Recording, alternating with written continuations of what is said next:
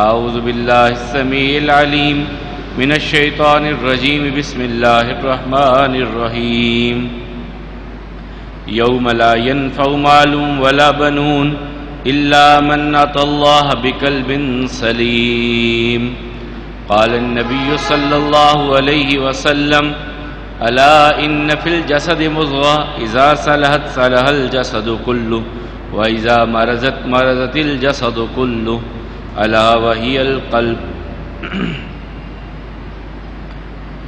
اللہ احکم الحاکمین کی بے پناہ حمد و ثنا کہ جو مالک و خالق کائنات ہیں، لاکھوں کروڑوں درود و سلام اس پاک طاہر اور مطہر ہستی پہ کہ جنہوں نے اللہ کا کلام، اللہ کا دین انسانیت تک من وعن پہنچایا ہی نہیں، پہنچانے کا حق ادا کیا۔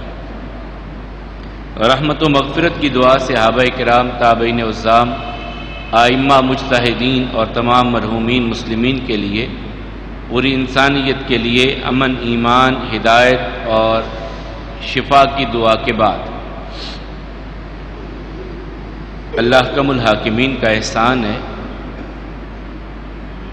آج اس نے رمضان المبارک کے بعد شوال کا مہینہ اور اس کا پہلا جمعہ اللہ تعالیٰ نے ہم سب کے مقدر میں کیا۔ صحت و ایمان کے ساتھ اپنے گھر میں بیٹھنے کی اللہ نے توفیق عطا فرمائی۔ یہ مالک کا کرم ہے ہم سب پر۔ مالک ہم سب پہ ایسا ہی اپنا کرم، اپنا فضل ہمیشہ رکھے زندگی کی آخری سانسوں تک۔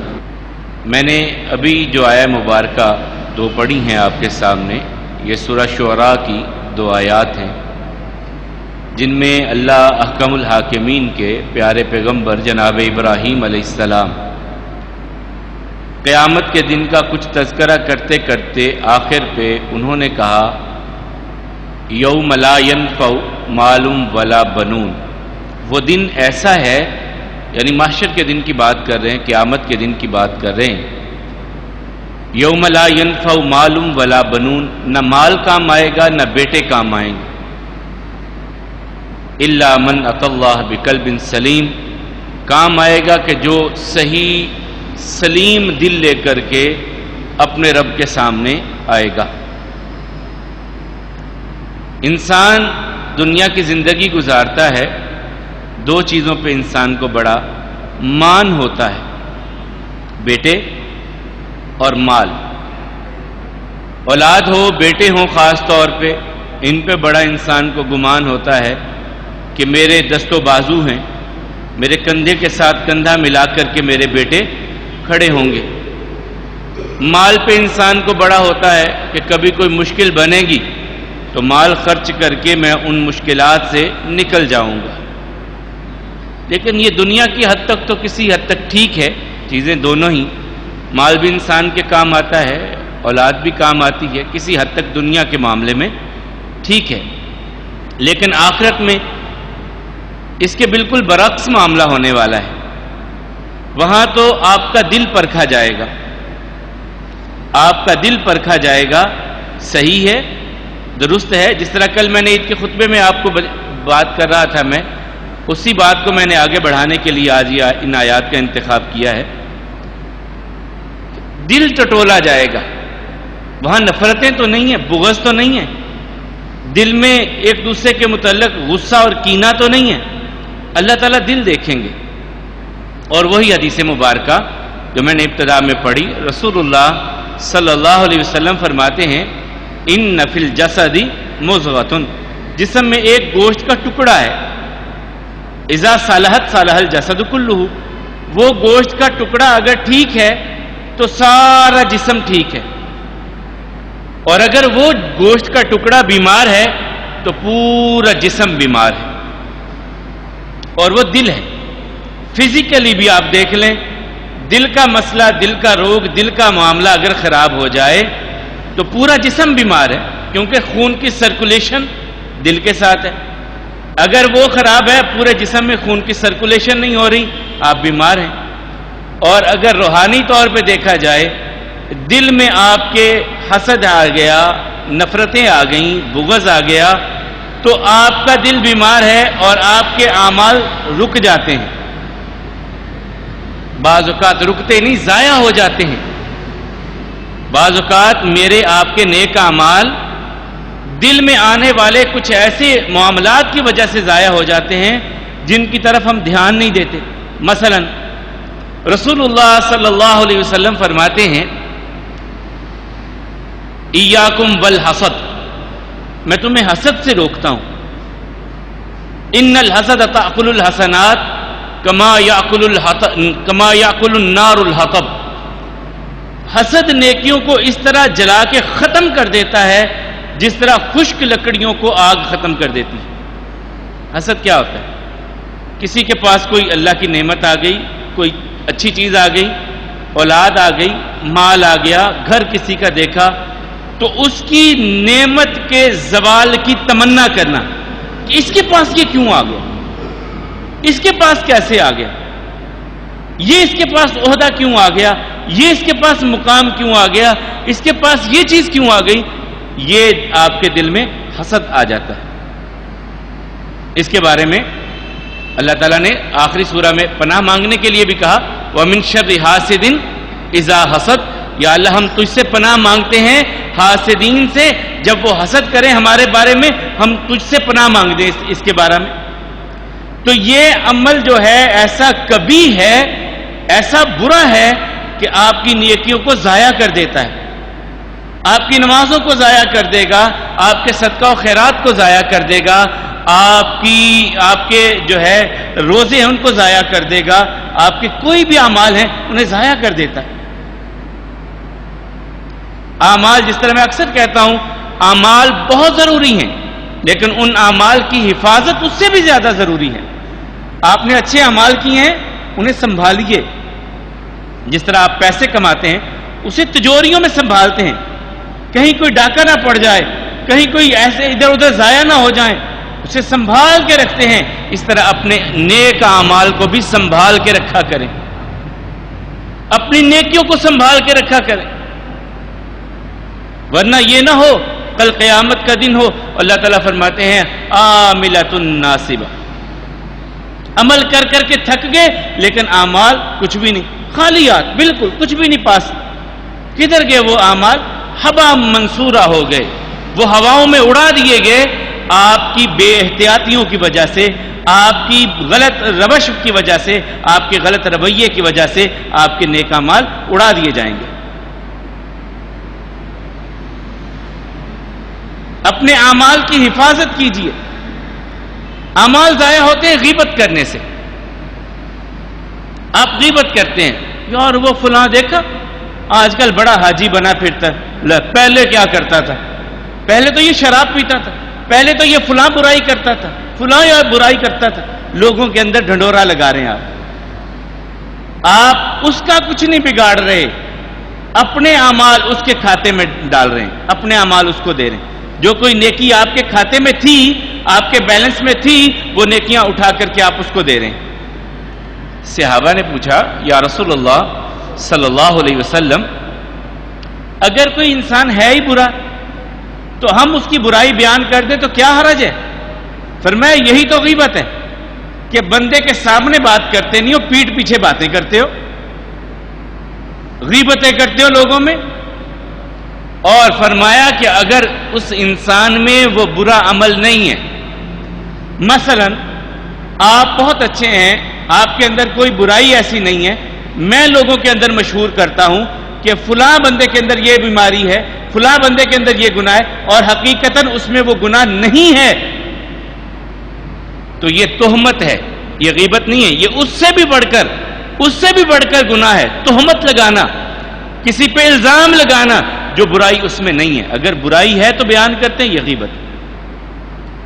اسی لیے تو کریم آقا علیہ السلام نے فرمایا، صحیح بخاری کی حدیث ہے، من ستر مسلمن ستر اللہ یوم القیامہ. جو کسی مسلمان کے عیب پہ پردہ ڈالتا ہے، غلطی پہ پردہ ڈالتا ہے، اللہ قیامت کے دن اس کے عیبوں پہ پردہ ڈال دیں گے.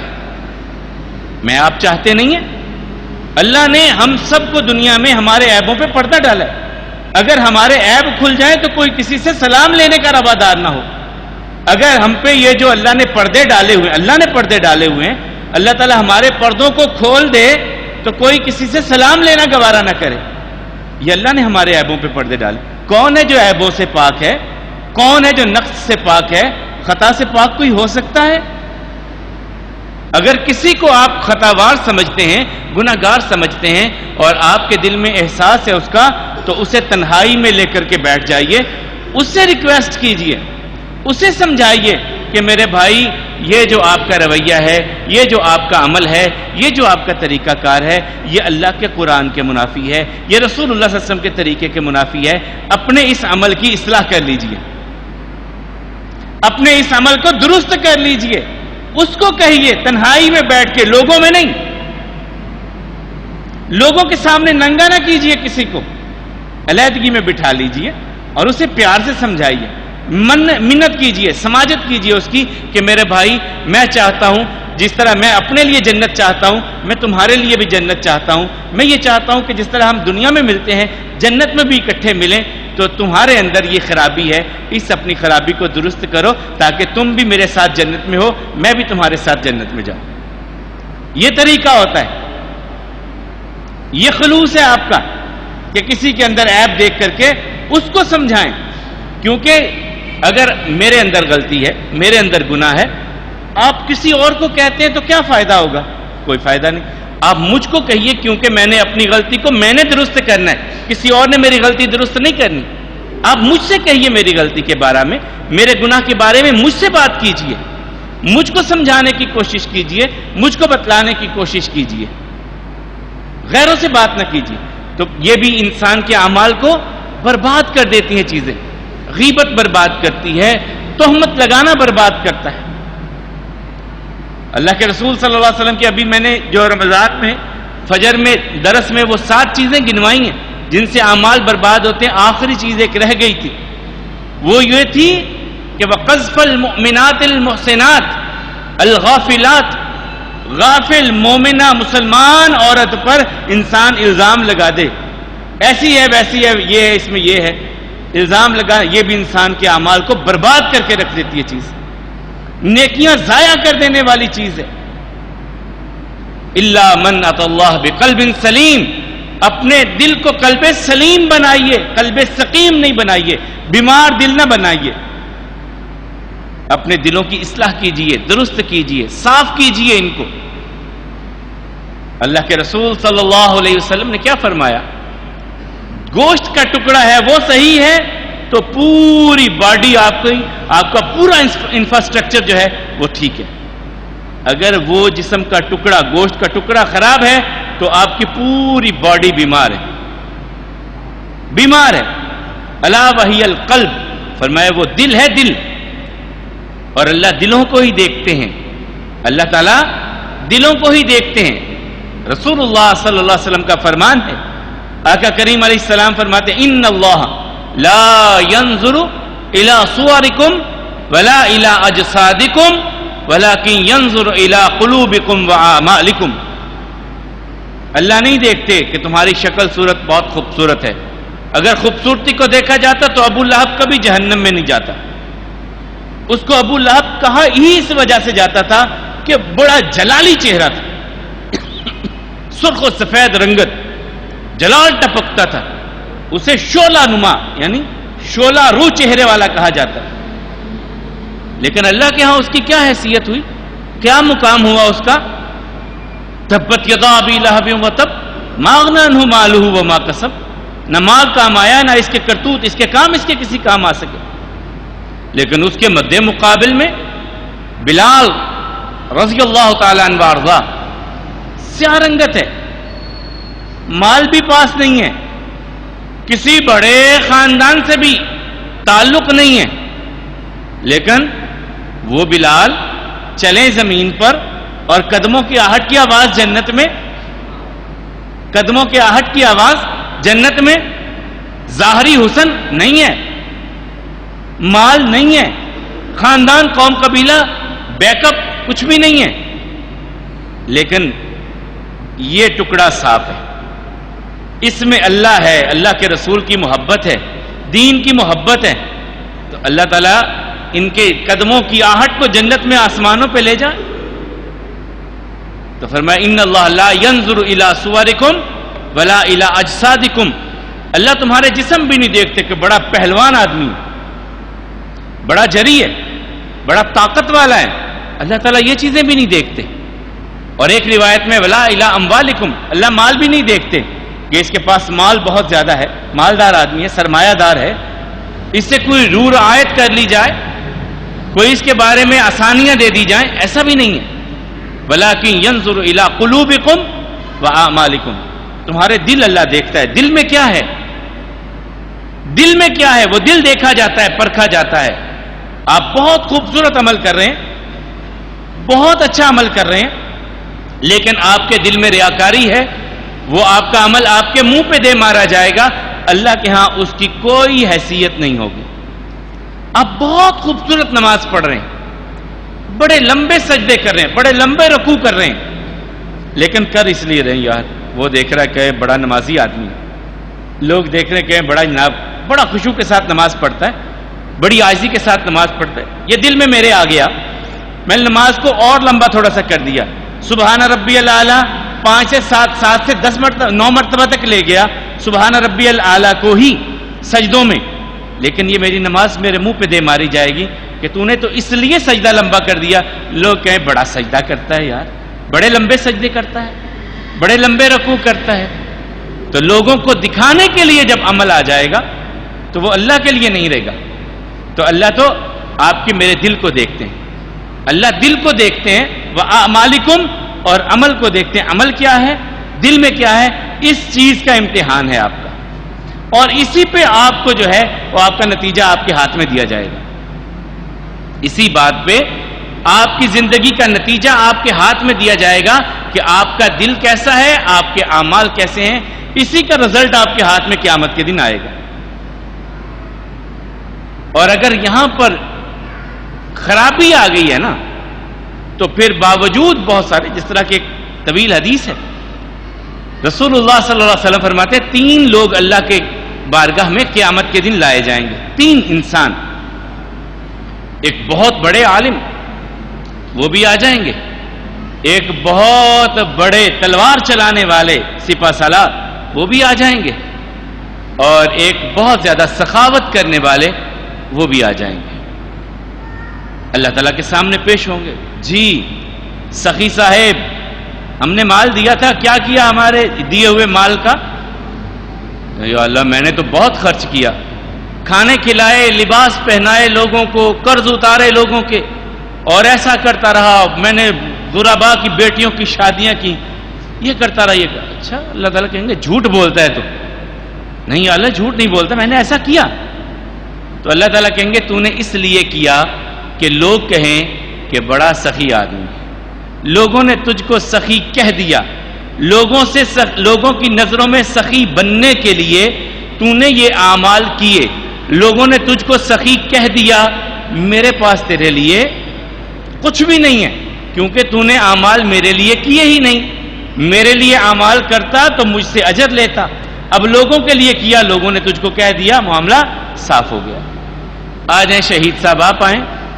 آپ نے اپنی جوانی کدھر لگائی؟ یا اللہ میں تیرے دین کی خاطر لڑتا رہا یہاں تک کہ میں نے اپنی جان قربان کر دی. اللہ تعالیٰ کہیں گے تو بھی جھوٹ بولتا ہے. نہیں یا اللہ جھوٹ نہیں بولتا، میں تو شہید ہو کے آیا ہوں. تو اللہ تعالیٰ کہیں گے اس لیے شہید ہوا تھا کہ لوگ کہیں بڑا سپہ سالار، بڑا تلوار چلانے والا، بڑا جری، بڑا بہادر انسان. لوگوں نے کہہ دیا میرے لیے عمل کیا نہیں، میرے پاس اجر نہیں. جی مولانا صاحب آپ آ جائیں، کیا کرتے آئے ہیں؟ یا اللہ بہت واعظ کیا کرتے تھے، لوگوں کو بہت سنایا کرتے تھے، بہت سنا کرتے تھے. بھائی لوگوں کے لیے کیا ہے، ہمارے لیے تو نہیں کیا نا، ہمارے پاس بدلہ کیسا؟ لوگوں نے آپ کو کہہ دیا بڑے قاری ہیں، بڑے عالم ہیں، بڑا بیان ہوتا ہے، بڑا ہوتا ہے، تو لوگوں نے کہہ دیا میرے پاس کچھ نہیں ہے. بھائی یہ رسوائی مقدر بن جائے گی. اگر دل میں خرابی آ گئی ہے، دل میں ریا آ گئی ہے، تو یہ نقصان کا سبب ہے اعمال کے لحاظ سے. اور اسی طرح اگر دل میں نفرت ہے، کسی کے بارے میں، کسی مسلمان کے بارے میں نفرت آ گئی ہے، اور آپ اس کو راضی نہیں کرتے، وہ آپ کو راضی نہیں کرتا، تو 3 دن کے بعد تو اللہ کے رسول صلی اللہ علیہ وسلم فرماتے ہیں کہ اعمال اوپر جاتے نہیں ہیں، روک لیے جاتے ہیں، یہیں پہ سٹاپ ہو جاتے ہیں۔ مناؤ اپنے بھائی کو، 3 دن سے اوپر ہو گیا، کیوں نہیں اس سے راضی ہوئے؟ صلح کیوں نہیں کی اس سے؟ صحابی نے جب یہ سنا تو کہا یا رسول اللہ صلی اللہ علیہ وسلم آپ بہت کہتے ہیں، بڑا کہتے ہیں آپ صلہ رحمی کے بارے میں کیا کروں؟ میں اپنے خاندان والوں کے ساتھ اچھا سلوک کرتا ہوں، میرا خاندان میری مخالفت کرتا ہے، میں انہیں کھلاتا پلاتا ہوں، وہ الٹا مجھے ڈانٹتے ہیں، میرے بارے میں لوگوں میں باتیں کرتے ہیں۔ تو رسول اللہ صلی اللہ علیہ وسلم نے فرمایا اگر ایسا ہی ہے تو اپنے لیے جنت کا راستہ آسان کر رہا ہے، تو اپنے لیے جنت کا راستہ آسان، لوگ کیا کہتے ہیں چھوڑ دو ان کو ان کی حال پہ رہنے دو، آپ اپنا سفر جاری رکھیں۔ اور کبھی یہ تجربہ کیجئے گا، چونٹیاں ہوتی ہیں نا، کیڑیاں ہوتی ہیں، لائن بنا کے چل رہی ہوتی ہیں، آپ آگے ہاتھ کھڑا کر دیں، ایسے اپنی انگلی کر لیں، وہ رکیں گی نہیں، وہ سائڈ سے ہو کے نکل جائیں گے۔ یہ لوگ آپ کے آگے رکاوٹیں کھڑی کریں گے، بہت ساری باتیں ہوں گی، تو آپ دھیان نہ دیں، توجہ نہ دیں، اپنے راستے کے لیے، اپنی منزل کے لیے دائیں بائیں سے ہو کے اپنے سفر کا آغاز کر دیں، لوگوں کی باتوں پہ دھیان نہ دیں۔ اگر آپ لوگوں کی باتوں پہ دھیان دیں گے آپ کا سفر رک جائے گا، آپ اپنی منزل پہ نہیں پہنچ سکیں گے۔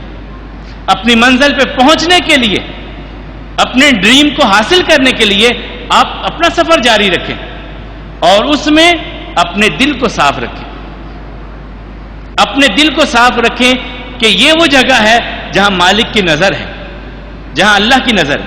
ہم ظاہراً اپنے آپ کو کتنا خوبصورت کرتے ہیں کہ لوگوں کی نظر کہاں پڑتی ہے؟ چہرے پہ، بار بار دھوتے ہیں، فیشل بھی کروا لیتے ہیں، کبھی کچھ کرواتے ہیں کبھی کچھ کرواتے ہیں، کتنی کریمیں استعمال کرتے ہیں کہ چہرے پہ لوگوں کی نظر پڑتی ہے، اور یہ جو فرسٹ امپریشن ہمارا جاتا ہے یہ اچھا ہونا چاہیے، کیوں؟ لوگ دیکھتے ہیں۔ تو اس جگہ کو بھی تو صاف کیجئے نا کہ اس کو اللہ دیکھتا ہے، اس کو بھی دھو لیجئے، اس کو بھی صاف کر لیجئے، وہ آپ کا دل ہے، اس کو اللہ تعالیٰ دیکھتے ہیں، اسے صاف کیجئے، اس میں سے جو کچرا پڑ گیا ہے نا اس کچرے کو ہٹائیے، نفرتوں کے کچرے، حسد کے کچرے، بغض کے کچرے، غیبتوں کے کچرے، صاف کیجئے اس کو، اس بوجھ کو ختم کیجئے اپنے اوپر سے، کہ کل جب آپ اللہ کے سامنے جائیں، کیونکہ یہ زندگی ایک سفر ہے، اور اس میں کب کس کی کشتی ساحل فنا پہ پہنچ جائے، رک جائے، کب کس کا اختتام ہو جائے، کسی کو کوئی خبر نہیں، لیکن اس سے پہلے اپنے آپ کو صاف کرنا ہے نا، یہ نہ ہو کہ ہمارا دل تو نفرتوں سے بھرا ہوا ہو اور ہماری اختتام آ جائے، فرشتے کہیں آ جاؤ بھائی آپ کا سفر مکمل ہو گیا، تو اس میلے کچیلے دل کے ساتھ اللہ کے سامنے جانا ہے، پھر اس نفرتوں بھرے دل کے ساتھ اللہ کے سامنے جانا ہے، یا دل کو صاف کرنا ہے پہلے؟ اسی لیے رسول اللہ صلی اللہ علیہ وسلم فرماتے ہیں برائی کرتا ہے انسان، برا عمل کرتا ہے، دل پہ ایک سیاہ نقطہ لگتا ہے، نقطۃ السوداء، ایک سیاہ نقطہ دل پہ لگتا ہے، اور برائی اور برائی اور برائی اور برائی، وہ پھیلتا جاتا ہے، پھیلتا جاتا ہے، پھیلتا جاتا ہے، انسان اس سٹیج پہ چلا جاتا ہے کہ وہاں سے پوائنٹ آف نو ریٹرن پہ چلا گیا، واپسی نہیں ہے، تو اس وقت کہا جاتا ہے ختم اللہ علی قلوبہم وعلی سمعہم وعلی ابصارہم غشاوہ، اب اس کے دل پہ مہر لگ گئی، گناہوں میں اتنا دور چلا گیا کہ اس کی واپسی نہیں ہے، واپسی کے چانس اپنے سارے ضائع کر دیے اس نے، تو اب اس کے لیے کچھ چانس باقی نہیں ہے، دل پہ مہر لگ جاتی ہے۔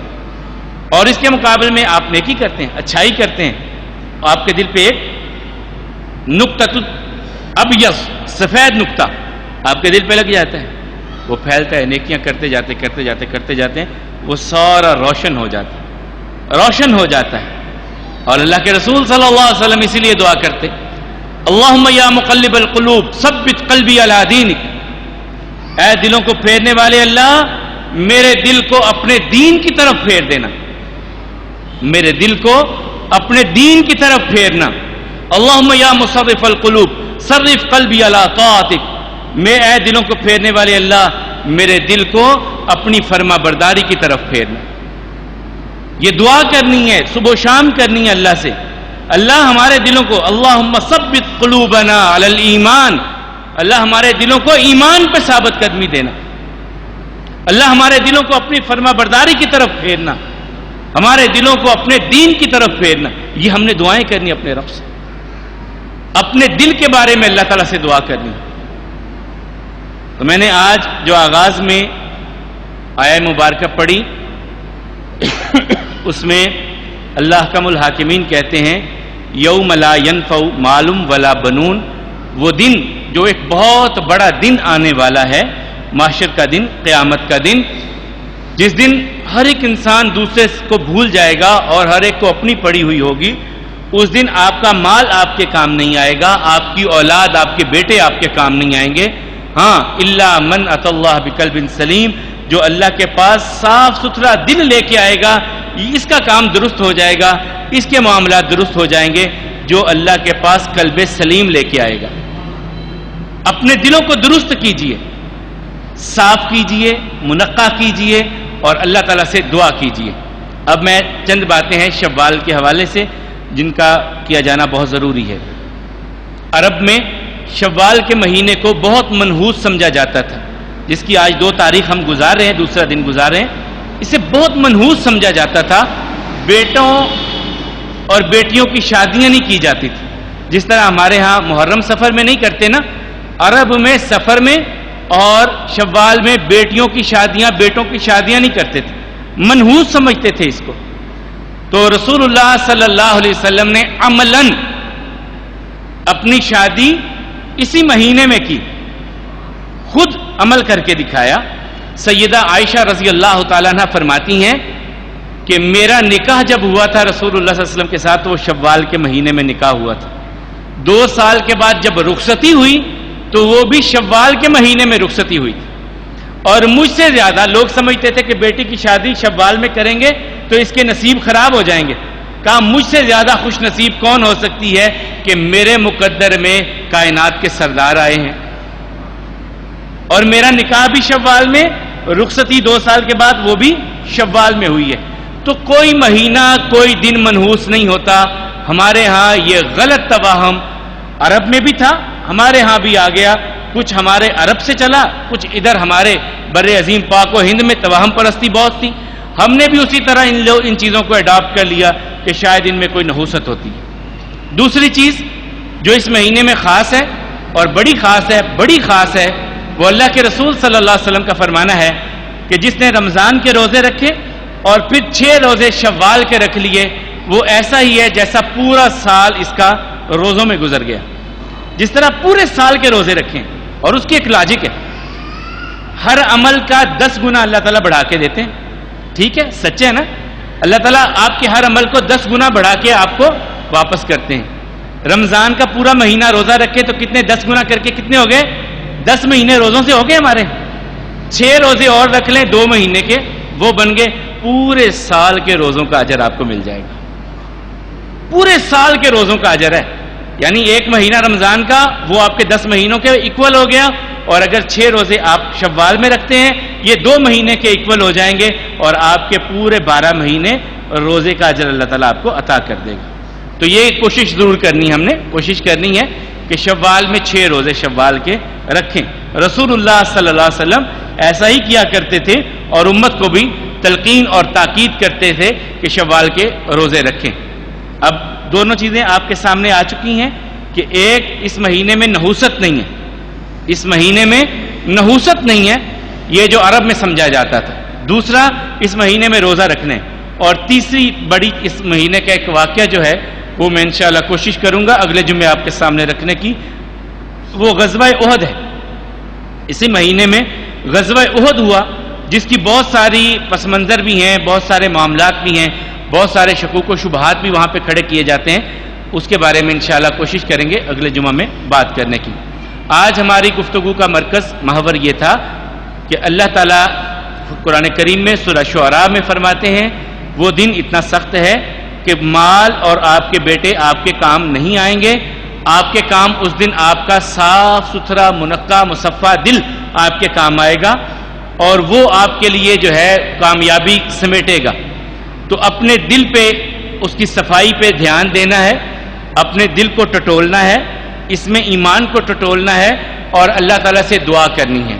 کیونکہ اللہ تعالیٰ دل کو دیکھتے ہیں، اعمال کو دیکھتے ہیں، شکل و صورت کو نہیں دیکھتے، مال کو نہیں دیکھتے، آپ کے دل اور آپ کے چہرے کو دیکھا جاتا ہے، آپ کے دل اور آپ کے اعمال کو دیکھا جاتا ہے۔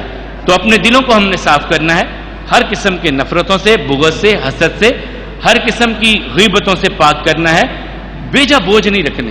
ایک آخری مثال آپ کو دیتا ہوں، میں یہاں سے 10 کلو کا تھیلا مجھے اٹھا کر کے چوک تک جانا ہو تو مشکل ہوگا، اگر میرے ہاتھ خالی ہوں گے مجھے چوک تک جانا کوئی مشکل نہیں ہوگا۔ یہ نفرتیں، یہ ایک دوسرے کے متعلق غلط خیالات، غلط نظریات، یہ ہم اپنے اوپر بوجھ رکھ رہے ہیں اور ہماری زندگی مشکل ہو جاتی ہے، سفر زندگی کا مشکل ہو جاتا ہے۔ ان بوجھوں کو ہٹا دیں گے زندگی کا سفر آسان ہے۔ اللہ تعالیٰ مجھے بھی اور آپ کو بھی اپنے دلوں کو صاف کرنے کی توفیق عطا۔ اے مالک ہمارے دلوں کو نفرتوں سے پاک کر دے، اے مالک ہمارے دلوں کو بغض سے پاک کر دے، اے مالک و مولا حسد سے ہمارے دلوں کو پاک کر دے، اے مالک و مولا ہمارے دلوں کو نور ایمان سے مزین کر دے، نور قرآن سے مزین کر دے۔ اے مالک و مولا دلوں کا پھیرنا آپ کے اختیار میں ہے، ہم سب کے دلوں کو مسجدوں کی طرف پھیر دیجئے۔ اے اللہ ہمارے دلوں کو اپنی فرما برداری کی طرف پھیر دیجئے۔ اے اللہ ہمارے دلوں کو ایسا کر دیجئے کہ آپ کی بات ماننی آسان لگے اور شیطان کی بات ماننی مشکل لگے، ہمارے دلوں کو ایسا کر دیجئے۔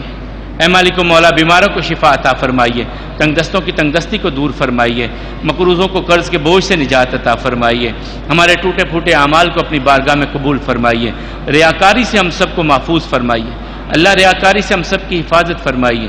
ہمارے جو بھی اعمال ہیں ان میں اگر کمی کوتاہی ہے، یقیناً کمیاں کوتاہی ہم میں ہے، آپ میں کوئی کمی کوتاہی نہیں، آپ تو سبحان ہیں، پاک ہیں۔